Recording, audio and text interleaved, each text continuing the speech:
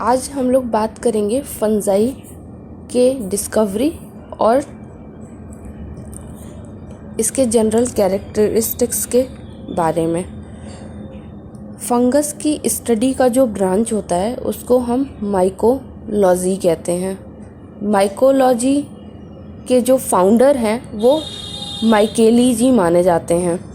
इसके अलावा जो मॉडर्न माइकोलॉजी के फादर हैं वो बेरी जी माने जाते हैं। भारतीय माइकोलॉजी बटलर हैं। फादर ऑफ जो इंडियन माइकोलॉजी हैं वो बटलर जी हैं। फंगस जो होता है वो एक क्लोरोफिलस होता है, मतलब इसमें हरी पत्तियां नहीं पाई जाती हैं। मल्टी सेलुलर होता है ये और प्रोकैरियोटिक ऑर्गेनिज्म होता है। फंगस की अगर बॉडी को हम देखते हैं तो ये धागे की नुमा संरचना होती है, धागे की जैसी इसकी बॉडी होती है जिसको हम कहते हैं हाइफी।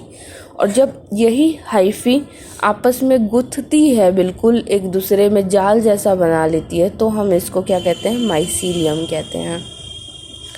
ये जो फंगल हाइफी होती है वो उसमें वॉल दीवार क्रॉस वॉल भी पाई जाती है और क्रॉस वॉल नहीं भी पाई जाती है। तो जितने भी लोअर फंगी हैं जैसे कि ओमाइसिट्स, जाइगोमाइसिट्स, उनमें क्या होगा कि जो उनकी हाइफी होगी उनमें क्रॉस वॉल या सेप्टा नहीं पाई जाएगी, जिसके कारण से उनकी हाइफी में मल्टी न्यूक्लिएटेड कंडीशन नज़र आती है, जिसको हम सिनोसिटिक हाइफी भी कहते हैं। इसके अलावा जो हायर ट्रू फंजाई होते हैं जैसे कि एस्कोमाइसिट्स और बेसिडियोमाइसिट्स, तो उनमें क्या होगा कि सेप्टा पाई जाएगी, हाइफी में ऐसे सेप्टा पाई जाएगी, क्रॉस वॉल पाई जाती है और सिंपल छोटे छोटे से पोर होते हैं इन्हीं सेप्टाज में, ताकि साइटोप्लाज्म का जो कनेक्शन है आपस में एक दूसरे से वो बना रहे। इसके अलावा अगर हम बात करते हैं इनके माइसीलियम की, तो सिंपल सेप्टा भी होता है और डोलीपोर सेप्टा, जैसे डंबल शेप जैसा सेप्टा भी नज़र आता है, डंबल शेप का। तो जो एस्कोमाइसिट्स वाले हैं उनमें सिंपल सेप्टम मिलेगा और जो तुम्हारे बेसिडियोमाइसिट्स वाले होते हैं उनमें डोलीपोर सेप्टा मिलता है। अब हाइफा में जो सिंगल सेल होता है, अगर एक सेल को देखें तो उसमें हमें एक न्यूक्लियस नज़र आता है, एक न्यूक्लियस और दो न्यूक्लियस भी नज़र आता है। अगर एक न्यूक्लियस नज़र आता है तो मोनोकैरियोटिक कहते हैं, दो न्यूक्लियस नज़र आएगा तो डाइकैरियोटिक कहते हैं।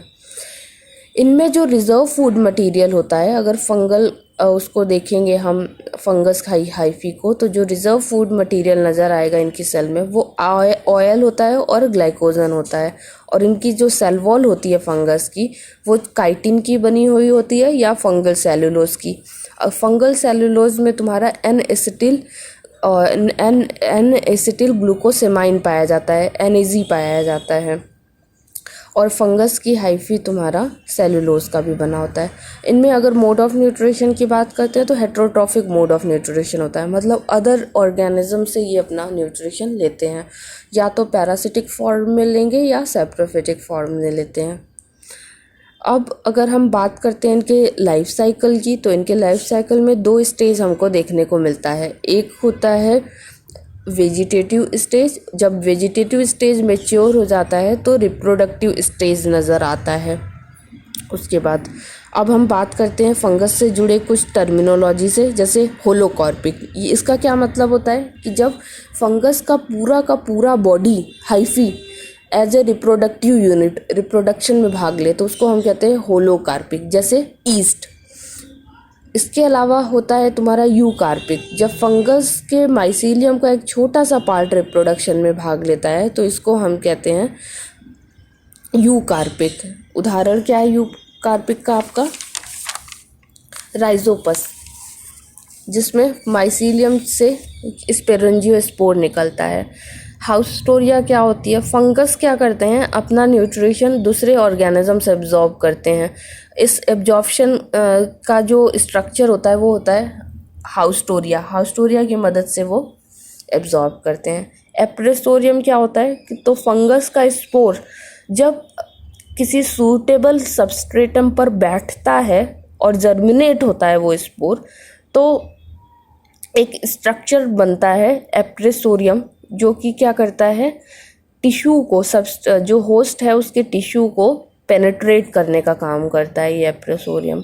राइजोमॉर्फ क्या होता है, मान लो फंगस है, उसका हाइफी किसी सरफेस पर ग्रो कर रहा है और वो क्या करे, सरफेस से नीचे मतलब सॉइल के अंदर यही हाइफी ग्रो करना शुरू करे और रूट के जैसा स्ट्रक्चर बनाए, जब रूट लाइक स्ट्रक्चर, तो इसी को राइजोमॉर्फ कहते हैं। यहाँ पे मैंने फंगस के हाइफी का एक सेक्शन कट करके दिखाया है, जिसमें हाइफी वॉल दिखाई है मैंने, हाइफी सेल वॉल दिखाई है, फिर अंदर की तरफ प्लाज्मा मेम्ब्रेन दिखाया मैंने, अंदर की तरफ साइटोप्लाज्मिक मैट्रिक्स में न्यूक्लियस है, यूकैरियोटिक न्यूक्लियस है, प्लाज्मा मेम्ब्रेन दिखाया है मैंने, एंडोप्लाज्मिक रेटिकुलम, माइटोकॉन्ड्रिया दिखाया है, बड़े बड़े वैक्यूल को दिखाया है, ग्लाइकोजन दिखाया है, रिजर्व फूड मटेरियल दिखाया है। Thank you.